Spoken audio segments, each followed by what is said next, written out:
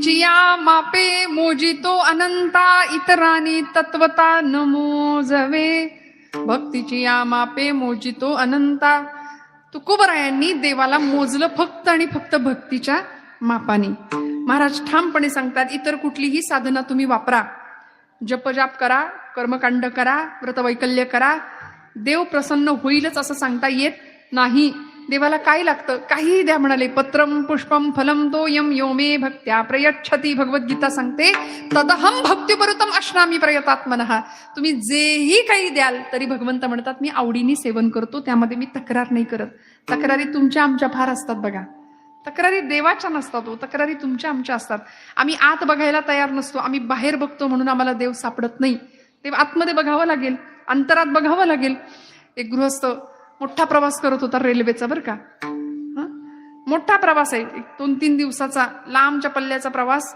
रेल्वेमध्ये बसलाय, धनाढ्य कॅश होती हातामध्ये, खिशामध्ये ठेवलेली, भरपूर पैसे जवळ घेतले होते. आणि एका बोगीमध्ये रेल्वेच्या एका बर्थवर तो बसलेला. भरपूर गर्दी आहे ट्रेनमध्ये. आणि कुणी आलं गिऱ्हाईक काही विक्री करता, तर ते विकत घेण्याकरता ते पैसे खिशातनं काढायचा, मोजायचा, काही सामान हवं असेल ते घ्यायचा, परत ते पैसे खिशात ठेवून द्यायचा. हे दिवसभर बघितलं. त्याच्या समोरच्या बर्थवर एक चोर बसला होता. त्या चोराने पाहिलं. चोराने म्हणला, या माणसाकडे भरपूर पैसे आहेत, आज हे पैसे आपण मिळवायचे. अंधार पडला, रात्र झाली, सगळी माणसं झोपून गेली. तो श्रीमंत माणूस आपले पैसे खिशात ठेवले आणि तो झोपला. तो झोपल्याबरोबर चोराने त्याचे खिसे तपासायला सुरुवात केली. कुठं काय मिळतंय? खिशात पैसेच नाहीत. चोराला प्रश्न पडला, अरे माझ्या डोळ्यासमोर, माझ्या समोर यांनी खिशात पैसे ठेवले होते आणि मला काही पैसे मिळाले नाहीत. पैसे कुठं ठेवले असतील? भरपूर शोधाशोध केली, पैसे काही मिळेनात. शेवटी थकला, थकून झोपी गेला. दुसऱ्या दिवशी सकाळी परत यांनी खिशातनं पैसे काढले, मोजले. चोर म्हणाला, अरे मी याच खिशात काल तपासले होते, मला पैसे मिळाले नाहीत आणि आता यांनी खिशातनं पैसे काढले. चोराला प्रश्न पडला. तो सबंध दिवस गेला. परत त्यांनी खिशात पैसे ठेवले, झोपी गेला. परत उजाडलं आणि चोरांनी त्या रात्री सुद्धा भरपूर शोधलं, पैसे काही केल्या, मिळायला तयार नाहीत. शेवटी चोरांनी आपली ओळख द्यायची असं सांगितलं. म्हणाले, बाबा मी चोर आहे, तुमच्या समोरच्या सीटवर मी बसतोय, मी रोज बघतोय, काल परवा 2 दिवस आपला प्रवास चालू आहे, मी बघतोय तुमच्या खिशात तुम्ही पैसे ठेवता, तुमच्याकडे भरपूर पैसे आहेत. पण मी ज्यावेळी पैशाला हात लावायला गेलो, पैसे चोरायच्या उद्देशाने, त्यावेळी तुमच्या खिशात मला पैसे सापडले नाहीत. मला पैसे देऊ नका म्हणले, पण कुठं ठेवता एवढं तरी सांगाल का?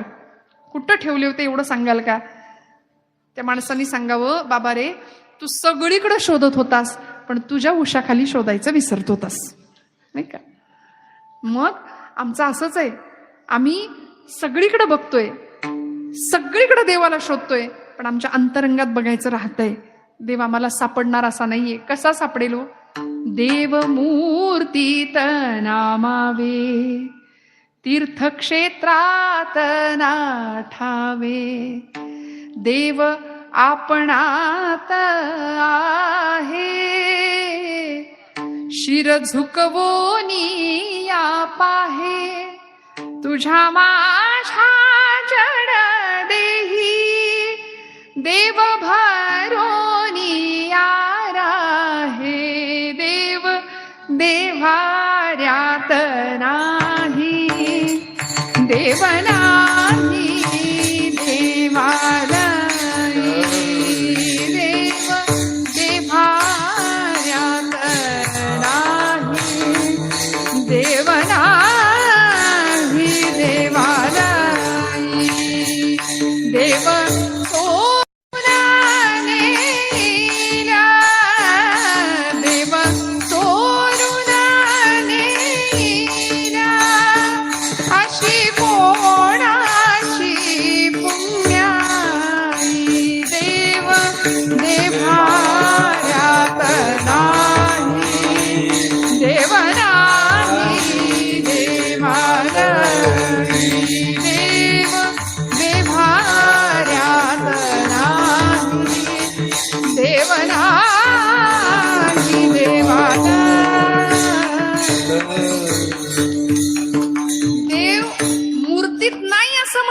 तो मूर्तीत मावत नाही, तो मूर्तीतही आहे आणि तो घटपटात सगळीकडे भरलेला आहे. विठ्ठल जळी स्थळी भरला, रिता ठाव नाही उरला.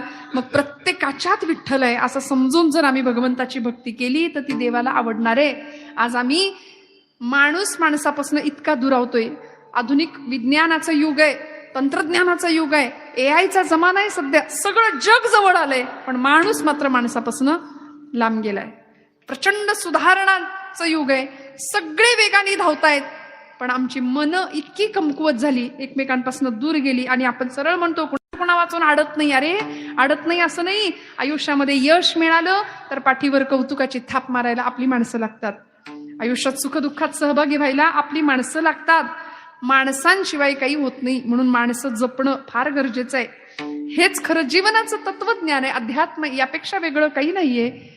त्यामुळे असा विचार करता करता जर जीवन प्रवास सुरू झाला ना तर भक्तियुक्त अंतःकरण परमेश्वराला सुद्धा आम्ही आवडू आणि भगवंताची कृपादृष्टी आमच्यावर झाल्याशिवाय राहणार नाही. तुकोबराय म्हणले, भक्तीची या मापे मोजितो अनंता, इतराने तत्वता न मोजवे. योगयाग विधी योगयाग तपे देहाची योगे, योगयाग तपे देहाची योगे, ज्ञानाची लागे न सापडसी,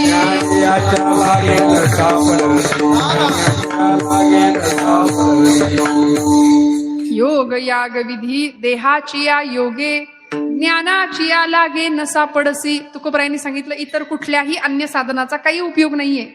कितीही साधनं वापरा, योग याग अधिक कर्म करा, हे फक्त देहापुरती मर्यादित राहतात.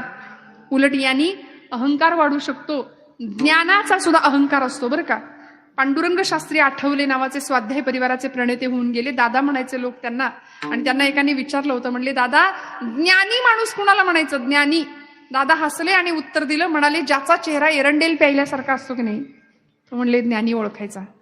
तो हसत नाही, बोलत नाही, फार कुणाच्यात कुणी मिसळत नाही. बघा आम्हाला असं वाटतं काही आमचं जगाशी घेणं देणंच नाही, पण माऊलींना विचारा ना, ज्ञानोबरायांचं अंतःकरण किती सुंदर. माऊली म्हणतात, हे विश्वची माझे घर, ऐसी मती जयाची स्थिर, किंबहुना चराचर आपडची झाला, वासुदेवम सर्वमिती. हे भक्तीचं उत्तर आहे.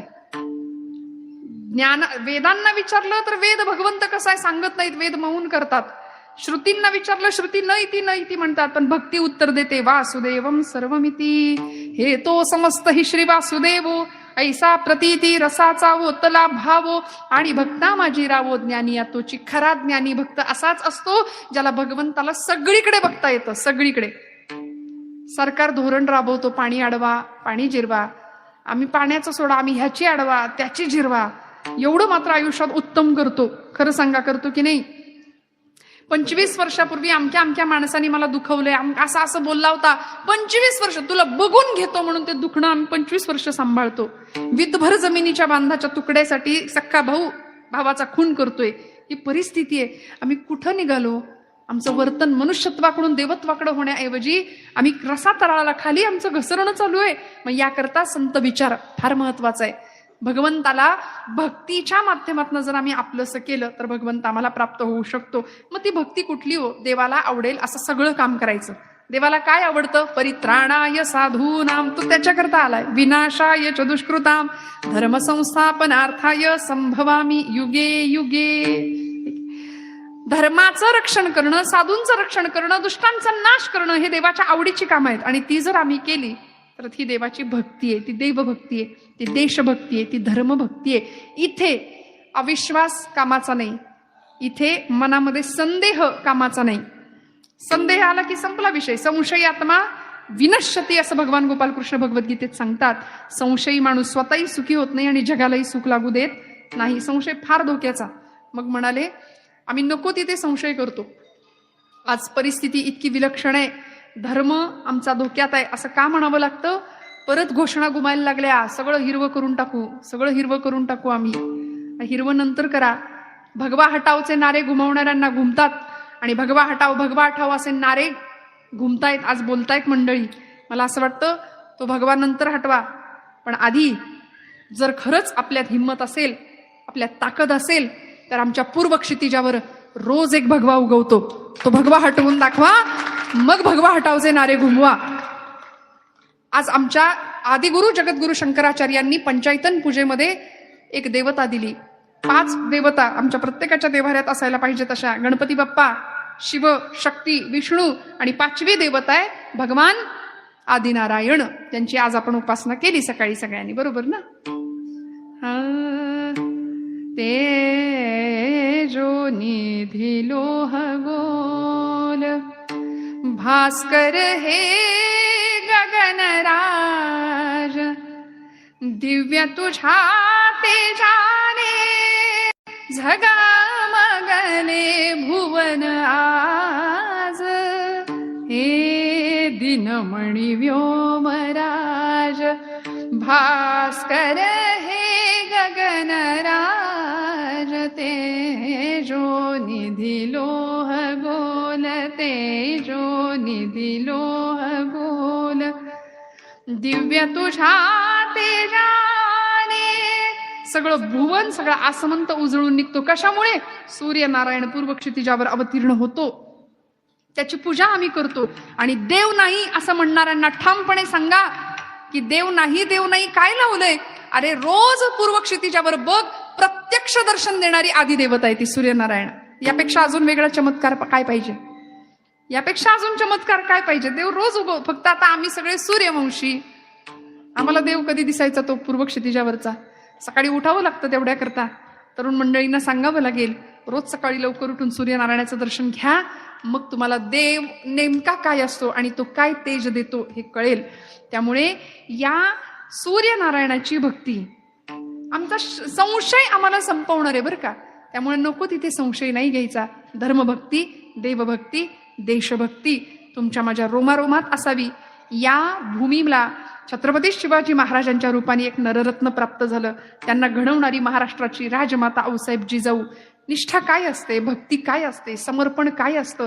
तुका म्हणे प्राण करा देवासी अर्पण, असं ज्यावेळी म्हटलं जातं त्यावेळी छत्रपती शिवाजी महाराज आमचे देव आहेत, आमचा राजा आहे, आमचा स्वराज्याचा तो देवत आहे, हे जेव्हा मनामध्ये ठसतं ना पक्क, त्यावेळी कान्होजी जेध्यांसारखी 65 वर्षाची माणसं सुद्धा तळहातावर प्राण घेऊन अशी समोर उभी टाकतात. अफजल खानाच्या मोहिमेवर राजे चालले होते. 28 वर्षाचं वय माझ्या छत्रपतींचं. अफजल खान क्रूर कर्मा पठाण लाखोंची सेना घेऊन, मोठा वरवंटा घेऊन आपल्या प्रतापगडाच्या किंवा महाराष्ट्राच्या दिशेने येत होता. मूर्ती भंजक मूर्ती फोडत येत होता. आणि येता येता जिजाऊ माऊलींचं दर्शन छत्रपतींनी घेतलं आणि मोहिमेला निघाले. प्रतापगडाच्या पायथ्याशी भेट होणार होती. जिजाऊ मातोश्री, काय आई असते बघा, पत्र लिहिलं समोर आणि सांगितलं राजा याच्यावर सही शिक्का करून मग पुढे जा. राजांनी बघितलं कुठलं पत्र होतं, तर ते मृत्यूपत्र होतं राजांचं. अशी आई होती म्हणून राजे घडले. आताच्या आईचं काही बोलायला नको नाही का. मुलगा म्हणतो आई खेळायला जाऊ का? नको पडशील. मग आई पोहायला शिकू का? नको बुडशील. मग आई काय करू? टीव्ही बघ, हा घे मोबाईल बघ नाही का. आम्हाला फार कौतुक असतं. आम्हाला जे मिळालं नाही ते आमच्या लेकरांना मिळावं असं आम्हाला वारंवार वाटतं. पण या पलीकडे जाऊन थोडासा देव देश धर्माचा विचार, रक्त बघितलं की चक्कर येते आमच्या पोरांना. असं नाही, सीमेवर लढायला पाठवणाऱ्या आईबापाचं काळीज वाघाचं असावं लागतं आपल्या लेकराला सीमेवर लढायला पाठवताना. कारण शत्रूची गोळी कधी छातीचा मर्मभेद करून जाईल याची कल्पना नसते. काय परिणाम होत असतील मला सांगा ना. किती ताकद द्यावी लागते आईनी. काय काम असतं. येथ वडील जे जे करीते तया नाम धर्म ठेवीते असं ज्ञानोबा आहे का म्हणत असतील, याचा विचार आम्हाला करावा लागेल. जिजाऊ मातोश्रींनी सांगावं राजा हे मृत्यूपत्र आहे तुमचं, याच्यावर सही करा आणि मग मोहिमेवर जा. कारण याच्यात जर तुमचं काही बरं वाईट झालं तर हे राज्य फक्त शिवबाचं नाहीये, हे राज्य देवधर्माचं आहे, हे राज्य देश धर्माचं आहे. स्वराज्याची मोहीम थांबता कामा नाहीये. ही आई होती, ही भक्ती होती, ही निष्ठा होती त्या काळची. छत्रपतींना भेटायला कान्होजी काका जेधे 65 वर्षाचे गृहस्थ आले होते. त्यांनी हातात एक पत्र दिलं आणि राजांना म्हणाले राजा हे बघ अफजल खानाचं पत्र आलंय मला. राजांनी पत्र बघितलं. त्या पत्रात लिहिलं होतं कान्होजी जेधे, शिवाजी महाराजांचे एकनिष्ठ सरदार आहात आपण, पण आता शिवाजी महाराजांच्या सैन्याचं काही खरं दिसत नाही. आमच्या या मोहिमेमध्ये त्यांना नेस्तनाबूत व्हावं लागणार आहे, तेव्हा आपण आम्हाला येऊन मिळा असं पत्र होतं. लेकाचा दम देतोय, फितुरी करायला सांगतोय म्हणले का, आणि न मिळाल किंवा न याल तर पुढच्या परिणामांना तयार राहा असं ते पत्र होतं. कान्होजी काका म्हणले, बघितलंस का राजा, अफजल यात दम देतोय. राजा म्हणाले, काका तुमचं वतन जाईल, तुमची जहागीर जाईल, तो बोलावतोय तर तुम्ही जा, आमचं काही म्हणणं नाही. 28 वर्षाचे राजे होते, वडीलकीचं नातं होतं कान्होजी काकांचं. राजांनी सांगावं, हे बघा असंही आमचं जहाज आता बुडणारच आहे, एवढा मोठा वरवंटा सैन्याचा घेऊन अफजल खान येतोय, काय होईल सांगता येत नाही, आणि बुडणाऱ्या जहाजात आपणहून आपलं बोचकं कोण आणून टाकतं. काका तुम्हाला बोलवताय, तुम्ही जा, तुम्हाला जहागीर मिळेल, तुम्हाला वतन मिळेल. आपले खंडोजी काका खोपडे सुद्धा गेले अफजल खानाकडे. अरे एक खंड्या गेला म्हणून काही सगळे गेले होय, राजा मी नसतो जात, 6000 पोरं घेऊन आलोय तुझ्या दिमतीला, तू म्हणशील तिथं मोहिमेवर उभा राहतो. म्हणाले, फक्त सांग कुठं उभा राहू. राजे सांगतात, काका काका खरंच गेला तरी चालेल, तुमची जहागीर जाईल, तुमची वतन जाईल. कान्होजी काका ऐका, 65 वर्षाची निष्ठा आणि भक्ती, देवभक्ती, स्वराज्य भक्ती, धर्मभक्ती काय असते. कान्होजी काका म्हणले, राजा पटकन देवघराजवळ गेले, पळी पंचपात्र घेतलं, पंचपात्रातलं पाणी हातावर ओतलं, हातावर तुळशीपत्र ठेवलं आणि तुळशीपत्रासह हातावरचं पाणी राजांच्या पायावर वाहिलं आणि सांगितलं, राजा वतन आणि जहागिरी वाहिली या पायावर, इथं आता काय व्हायचं ते होऊ दे, आम्ही परवा नाही करत. देह जावो अथवा राहो पांडुरंगी दृढ भावो, कारण आम्ही आमच्या राजाला देव मानतो आणि त्याचीच भक्ती करतो. विठ्ठल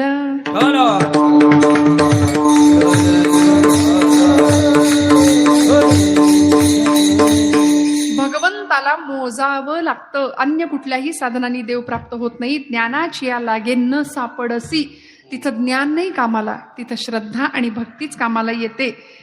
श्रीहरी कवींचा हरिविजय नावाचा, श्रीधर पंडितांचा हरिविजय नावाचा एक ग्रंथ आहे, आपल्या सगळ्यांना माहिती आहे. त्या हरिविजय ग्रंथामध्ये खूप सुंदर प्रसंग आलाय, आपल्या सगळ्यांना तो प्रसंग माहितीये.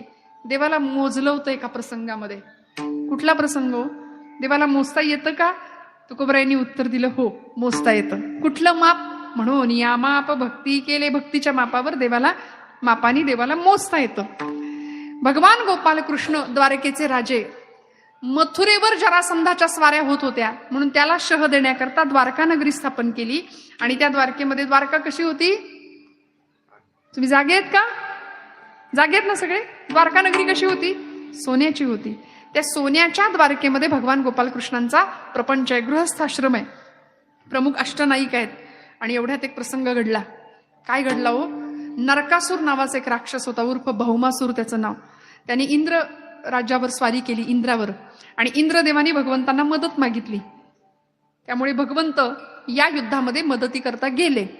बरोबर कुणाला घेतलं? सत्यभामा देवींना घेतलं. सत्यभामेंचा युद्धातला पायगुण खूप चांगला. पूर्वीच्या काळी बायका लढायच्या, आताही लढतात, नाही असं नाही, पण घरातच असतं नाही का. सीमेवर जाऊन, म्हणजे हातामध्ये धनुष्य, शस्त्र शिक्षण, म्हणून आताच्या लेकी बाळींना मी नेहमी सांगते, स्वसंरक्षणाचे धडे आम्हाला दिले पाहिजेत, शस्त्राचं शिक्षण घेता आलं पाहिजे. सत्यभामा देवी इतक्या सुंदर लढायच्या ना, हातामध्ये धनुष्य घेऊन असा काही पराक्रम गाजवला. त्या रात्रीचं ते युद्ध झालं होतं, रात्रीच्या अंधकारामध्ये, आणि ते युद्ध जिंकलं, नरकासूर संपला. या राक्षसानी आपल्या कैदेमध्ये 16,100 राज्यातल्या स्त्रिया, राजकुमारी बांधून ठेवल्या होत्या, डांबून ठेवल्या होत्या. त्यांची सुटका केली आणि त्या स्त्रियांना, त्या कन्यकांना इतका आनंद झाला, त्या म्हणाल्या की आम्हाला ना देवाला बघायचंय, आम्हाला देवाला ओवाळायचंय, देवाला बघायचंय. सत्यभामाबाई म्हटल्या, आमच्या यांचा रंग इतका पक्का आहे, तो काही रात्रीच्या अंधारात दिसणार नाही. त्या म्हटल्या, आम्ही सोय करतो. म्हणून प्रत्येकीने हातात दिवे घेतले आणि ओळीनं उभ्या राहिल्या ओवाळायला. म्हणून दीप आणि आवली म्हणजे ओळ, त्या दिवशी आपण दिवाळी साजरी करतो. ओळीने उभ्या राहिल्या आणि देवाला ओवाळले, पराक्रमाचं दर्शन घेतलं. तेव्हापासून पद्धत आली पाडव्याला, दिवाळीला ओवाळायची. का? देवानी पराक्रम केला, राक्षसाला मारलं म्हणून ओवाळलं. आणि मग देवाला या स्त्रिया सगळ्या म्हणतात की आता आम्हाला आमची घरची माणसं सुद्धा घेणार नाहीत, आम्ही राक्षसाच्या कैदेत होतो. देव म्हणाला, कुणी नाही ना, त्याला मी आहे, काळजी करू नका. माना मानव वा परमेश्वर, मी स्वामी पतितांचा. तुम्ही मला भोगी म्हणा, तुम्ही मला योगी म्हणा, मी कर्मयोगी आहे म्हणाले. निंदेचा विचार नाही केला. 16,100 स्त्रियांना एका वेळी वरलं देवानी, पती झाले त्यांचे, आणि 16,108 स्त्रियांचा हा पती. द्वारकेमध्ये छान प्रपंच देवाचा चालू आहे. हे युद्ध संपलं आणि इंद्रानी सत्यभामेला स्वर्गातला एक वृक्ष प्राजक्त तो दिला. सत्यभामा देवी तो वृक्ष घेऊन म्हणजे आल्या, देव आले आणि सत्यभामेंच्या कौतुकासाठी देवींच्या त्यांच्या महालाच्या समोरच प्राजक्ताचं झाड ते लावण्यात आलं. प्राजक्त सत्यभामेच्या महालासमोर लावलेला पाहिला, पण परिणाम असा झाला की वाऱ्याबरोबर प्राजक्त इतका बहरायचा, इतकी सुंदर फुलं साडा पडायचा फुलांचा, पण वाऱ्याबरोबर ती सगळी फुलं शेजारच्या महालाच्या अंगणात पडायला लागली. आणि सत्यभामेला या गोष्टीचा राग. बरं, तो महाल रुक्मिणीचा, तिच्या अंगणामध्ये सगळी प्राजक्ताची फुलं पडतायत. बरं, रुक्मिणी आईसाहेब भोळ्या, आईसाहेबांची भक्ती इतकी विलक्षण की त्यांनी तीच फुलं उचलावी, त्याचा सुंदर हार करावा आणि देवाच्या गळ्यात घालावा. तो हार घातलेला सत्यभामेनी बघितला की तिचं डोकं फिरायचं. आणि देवाला हा रोजचा घरचा आहेरच झाला. आता देवाला टेन्शन आलं, चिंता वाटायला लागली, करू काय, याच्यातनं सुटू कसा म्हणले आता. बघा हो, देवाला सुद्धा चुकलं नाही हो, तुमचं काय घेऊन बसलात, आहे की नाही, खरं आहे की नाही. आमचा आवाज जास्त असतो घरात, पण आमचाच आवाज असतो की नाही, खरं म्हणा, हो म्हणा, जागे आहेत ना तुम्ही.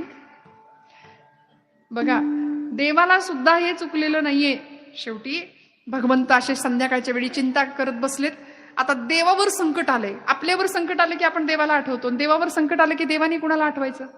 अशा वेळी देव संतांना आठवतात. आणि देवर्षी नारदांना आठवलं. देवर्षी नारद म्हणजे आमच्या या गादीचे मालक, ते आले स्वर्गातनं, स्वर्गात आले म्हणतात. देवर्षी नारदांना पाहिलं, मिठी मारायला गेले भगवान गोपालकृष्ण. या या या नारदा, स्वागत केलं, आपल्या अर्ध्या आसनावर बसायला दिलं, म्हणाले बसा इथं. नारद म्हणले, आज जरा जास्तीच स्वागत चाललंय माझं, सावध राहिलं पाहिजे. फार गोड बोलणाऱ्या माणसापासून सावध राहावं, नाही का.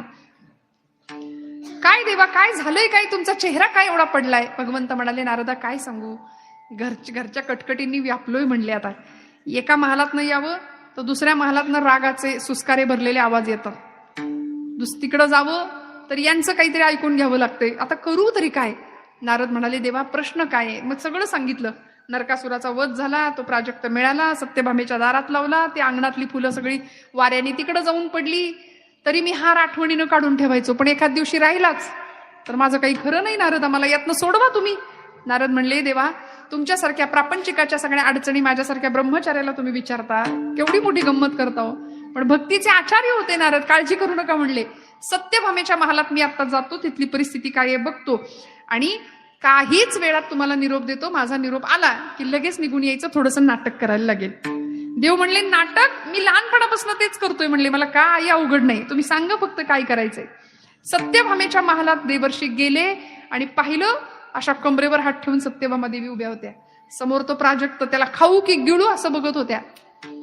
कुणाला तरी सांगितलं, आणा रे तिकडं ती कुऱ्हाड, या मेलेल्या माझ्या समोरून नष्ट करा म्हणाल्या. पाणी माझं, खत माझं, मशागत माझी आणि फुलं तिला. बर म्हणाले, आता याला तोडून टाकताना नारद आले, म्हणाले, सत्यभामा देवी अहो काय अरे वेड्यानो, असं झाड तोडून काही होईल का, मनासारखं होईल का.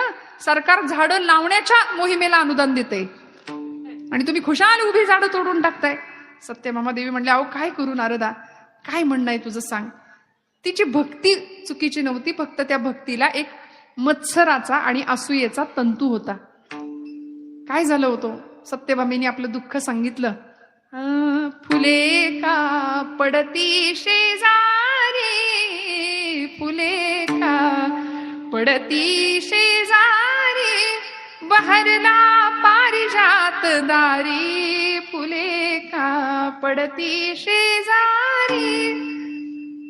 बघा ना, रुक्मिणी आई साहेबांच्या महालामध्ये सगळी फुलं पडतायत, माझ्या दारात बहरलाय, हे सगळं तिचं दुःख, तुझं म्हणणं काय देवर्षी म्हणाले. तेव्हा सत्यभामा सांगते, हरिविजय ग्रंथातली ओवी आहे, मज मनीचा हाची भावो, जन्मोजन्मी कृष्ण लवला हो, पावावया उगम सुपावो, उपावो व्रत तपे की दाने. मला काही नको म्हणले, मला जन्मोजन्मी कृष्ण परमात्मा फक्त माझे एकटीचे झाले पाहिजेत, हेच मागणं. एवढंच ना, मग या जन्मात कृष्णाचं दान कर म्हणले. या जन्मामध्ये कृष्ण परमात्म्याचं दान कर. दान करू म्हणजे तुझा जन्मोजन्मी तो होऊन जाईल. बर म्हणाले, दान करू, मग कुणाला करू. आता दान घेण्याचा अधिकार ब्रह्मवृंदांचा, मग ब्रह्मवृंदांना पाचारण केलं, बोलवलं. आता ते दान कुठं घेतायत, ते म्हणले, त्यांना वाटलं सोनं नाणं काहीतरी मिळेल दानात. आता देव घ्यायचंय, मग देव कुणाला नको. मी म्हटलं ना, देव कुणाला नको, देवाकडून सगळं पाहिजे, देव नको. काय करायचं? नारद म्हणले, बघ आता माझ्या हातावर सोड बाई दान, तुझं ते गंध अक्षत फुलांचं उदक सोड, मी दानात घेतो कृष्णाला. सत्यभामेनी दान केलं भगवंतांचं. नारद भगवंतांना घेऊन निघाले आणि तिकडून भगवंतांना निरोप गेला, या आता. देव आले. नारद म्हणाले, आता तुमचा हा रत्नजडित पोशाख उतरवा, आम्ही देतो तो पोशाख घाला, आमच्या खडावा पायात घाला, विणा हातात घ्या, आमच्या पक्षाला तुमच्यासारखा खंदा कार्यकर्ता मिळालाय, आमच्या बरोबर चला, नाम घ्या, आमच्या सोबत या म्हणाले. आणि देव निघाले की द्वारका सोडून नारदांच्या बरोबर. देव निघाल्याबरोबर सगळी द्वारका रडायला लागलीये. सत्यभामा खजील झाली, कुठून फसले यांच्या बोलण्यात आणि नादाला लागले आणि ऐकलं यांचं. आता करू काय? भगवंतांना कसं थांबू? पाय धरले, म्हणाली घेऊन जाऊ नका आमच्या देवाला. नारद म्हणले, बघ दान दिलंय ना, आता घेऊन जाणार, आता नाही थांबता येणार. सगळे अडवायला आले. बलराम दादा आले, अक्रूर महाराज आले, सगळे आले. पण नारदांनी एक मध्यम मार्ग काढला, तेवढा ऐकायचा आणि आपलं दृष्टांत संपणार आहे.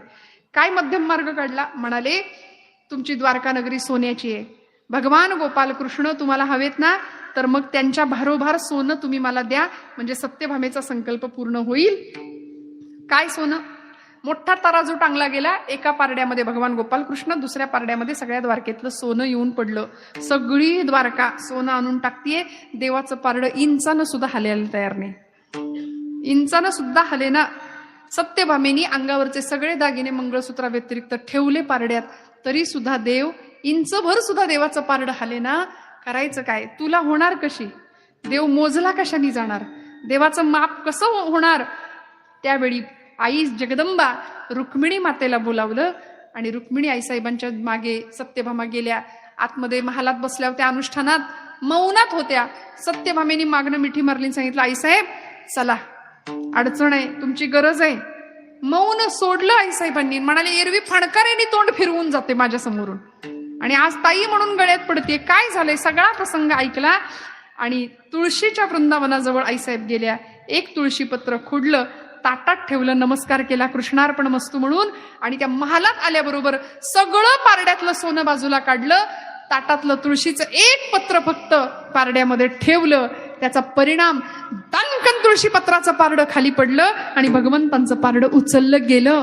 काय परिणाम? तोलण्या कनकासवे कृष्णास भामा सिद्धती, रुक्मरत्ने भूषणे त्या तोलती नच तोलती, भीमकीची तुळस पडता तोल झाला त्या क्षणी, वंदिते मी भक्तिरूपा कृष्णकांता रुक्मिणी विठोबा रखुमाई. विठोबा रखुमाई, हरी जय विठोबा रखुमाई, जय जय जय विठोबा रखुमाई, टाळी टाळी विठोबा रखुमाई, विठोबा रखुमाई, विठोबा रखुमाई.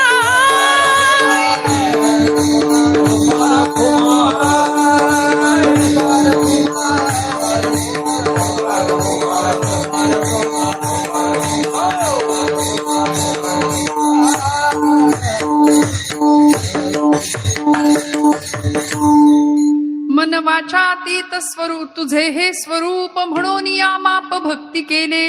भक्तीची या मापे मोजितो अनंता, इतराने तत्वता न मोजवे. योग याग तपे देहाची या योगे, ज्ञानाची या लागे न सापडसी. भक्तीची या मापे मोजितो अनंता, इतराने तत्वता न मोजवे. थोडक्यात काय? महासती वृंदेच्या पातिव्रत्याचं अतुलनीय तेज त्या एका तुळशीच्या पत्रात भक्तीचं सामावलेलं होतं आणि त्याच्या समोर त्या त्रिभुवन श्रीमंताला सुद्धा झुकावं लागलं. देव झुकला त्या भक्तीच्या समोर. त्यामुळं देवाला मोजता येत नाही आणि मोजायचंच झालं तर अनंत शब्द दिले. अनंताला मोजता येतं का? ज्याला अंत नाही, ज्याला सीमा नाही, त्याला कसं मोजायचं? त्याला मोजण्याचं एकच साधन आहे भक्ती, जी अनेक आमच्या भक्तांनी संतांनी केली. ती तुमच्या माझ्या हृदयात यावी. मुखाला नामाचा स्पर्श असावा, देह भगवंतासाठीच खर्च व्हावा, याकरता हाताने टाळी, मुखानी नाम, गोड भजन करायचं. विठ्ठल विठ्ठल विठ्ठल विठ्ठल, बोला टाळी. विठ्ठल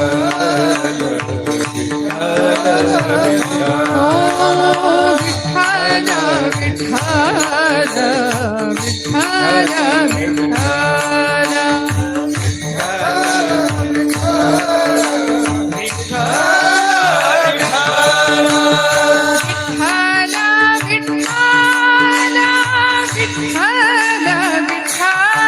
म्हणा सगळे टाळी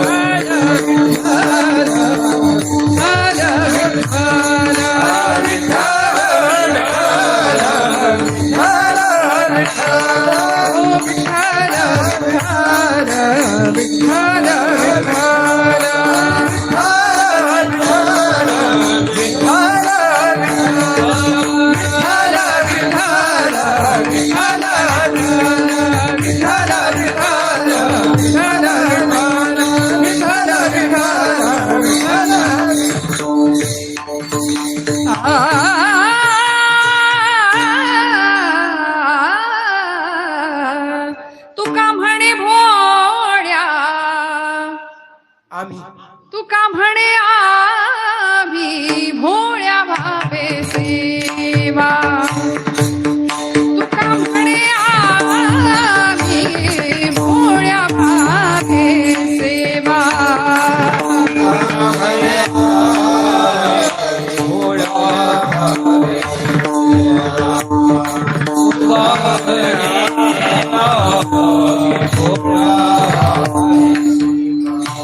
घ्यावी जी केशवा करीतो ऐसी घ्यावी जी केशवा करीतो ऐसी भक्तीची यावापे मोजितो अनंता भक्तीची यावापे मोजितो अनंता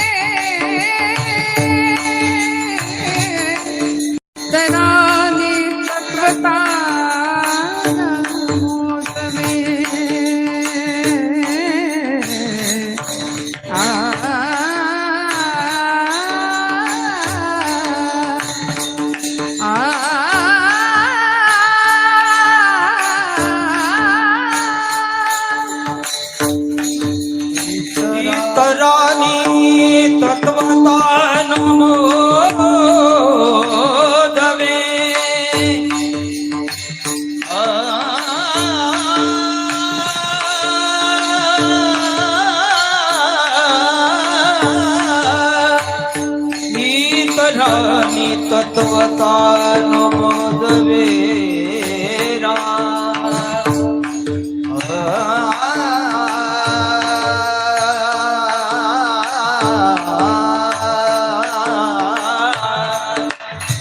इतरानी तत्वता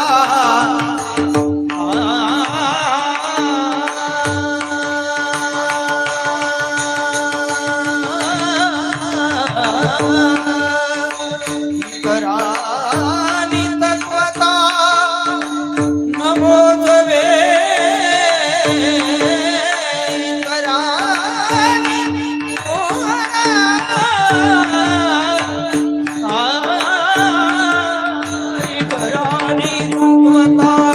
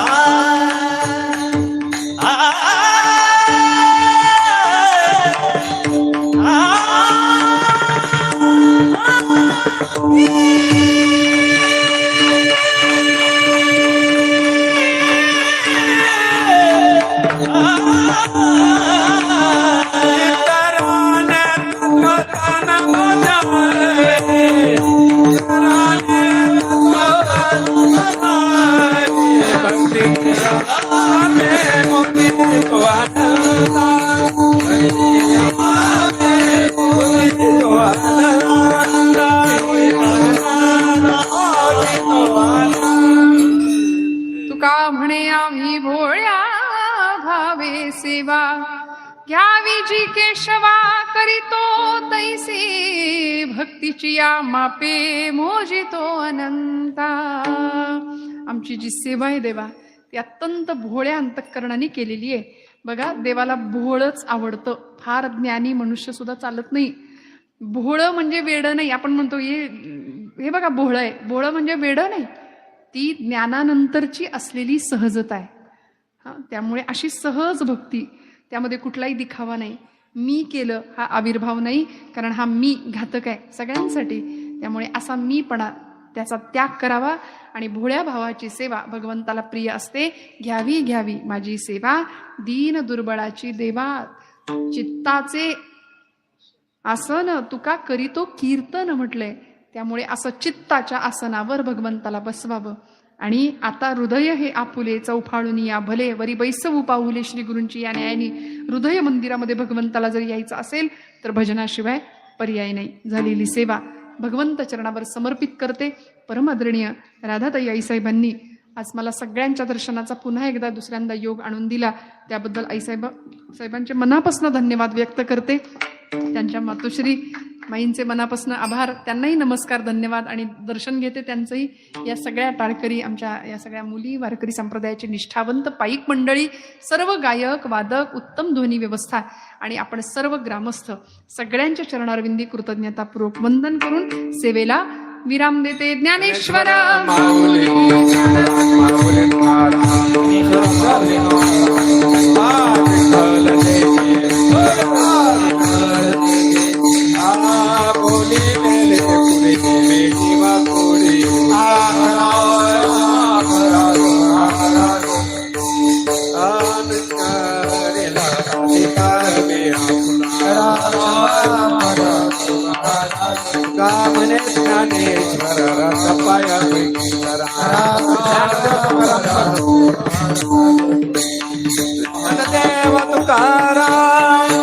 तुकाराम खाली बस.